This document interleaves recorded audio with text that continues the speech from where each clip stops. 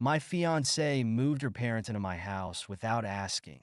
When they took over, I changed the locks and called off the wedding. I'm 31, male, and up until about a week ago, I was engaged. Thought I had it all figured out, honestly. I'd been with my fiancée, let's call her Kay, for 3 years, and we got engaged a little over a year ago. I'm not one to rush things. I like to be sure before making big decisions, but man, I couldn't have been more wrong this time. I own a house, nothing crazy, but it's mine. Inherited it from my grandmother when she passed away, and it's got a lot of sentimental value. 3 bedrooms, a decent yard, and it's paid off. I spent years fixing it up, did most of the renovations myself. So it's not just a house, it's part of me. Kay had her own apartment, but about 6 months ago, she started staying over more and more until we just decided she should move in with me. Made sense at the time, or so I thought. The thing is, I didn't expect what came next. Last week, I came home from work, tired as hell, and I noticed right away that something was off. I heard voices from the living room, but they weren't Kay's. As I walked in, I saw her parents, her mom and dad, sitting on my couch, watching TV like they owned the place. And right by the door, 3 massive suitcases. What's going on? I asked, already feeling like something was really wrong. Kay came out of the kitchen with this big smile, like she wasn't dropping a bomb on me. Oh, babe, I forgot to tell you my parents are staying with us for a bit. Isn't that great? I just stood there for a second, trying to process. Staying with us? For how long? She waved her hand like it didn't matter. I don't know, maybe a couple of months? Their house is getting some repairs done, and it's just easier for them to be here. Now look, I'm all for helping out family when needed, but months? Without even asking me? I couldn't believe what I was hearing. You didn't think to talk to me about this first? Her smile faltered, but she shrugged it off like it was nothing. Why would I need to? They're my parents. It's not a big deal. I glanced over at her dad, let's call him R, who had his feet up on my coffee table, like he was in his own living room. What's the problem? He asked, giving me this smug look. We're family now, right? We're not asking you to pay for anything. That's when I realized what was really going on. They weren't just crashing for a bit, they were planning to move in. Her mom, M, was already talking about how the house needed a few upgrades and how they could help me out by sprucing up the place. I felt my blood pressure rising. I looked back at Kay, hoping she'd see how insane this was. But nope, she was just standing there like everything was totally fine. She didn't ask. She just expected me to go along with it because they were her parents. And if I had a problem with it, I was the one being unreasonable. We'll talk about this later, I muttered, trying not to blow up right then and there. That night, I barely slept. I just kept thinking about how she didn't even think to ask me. It wasn't about the house or even her parents staying for a bit. It was the fact that Kay didn't respect me enough to have a conversation. I felt blindsided. Like, when did this stop being my house? When did she start making decisions for the both of us without even thinking about how I felt? The next day, I tried to bring it up calmly. I told her I wasn't okay with her parents just moving in without any discussion. I mean, we'd been together for years, engaged, and we'd always talked things through before. But this was different. Kay brushed me off like I was making a big deal out of nothing. Why are you getting so worked up? They're just going to stay for a little while. What's the big deal? I couldn't believe what I was hearing. Because it's my house, Kay. You can't just move people in without talking to me first. She sighed, rolling her eyes like I was being dramatic. They're my parents, not strangers. Why are you acting like this is such a problem? You have plenty of space. I bit my tongue, trying to stay calm. It's not about space. It's about respect.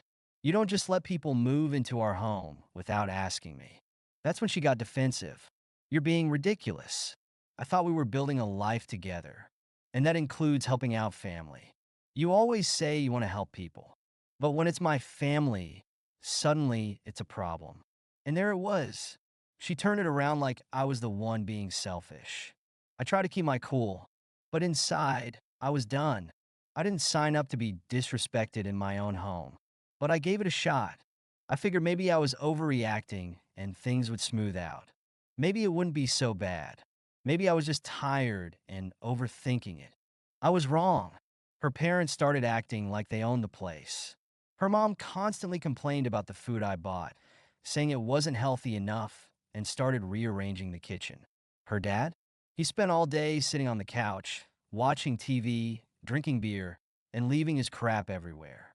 I came home one day to find the living room trashed. Empty beer cans, socks on the floor, and her dad stretched out in my favorite chair like he was the king of the castle. "Hey, can you grab me another beer?" He called out when I walked in, not even looking up from the TV. That was it, the last straw. I waited until Kay went out with her mom for the day and her dad had gone to the store. I called a locksmith and had the locks changed. I couldn't deal with this anymore.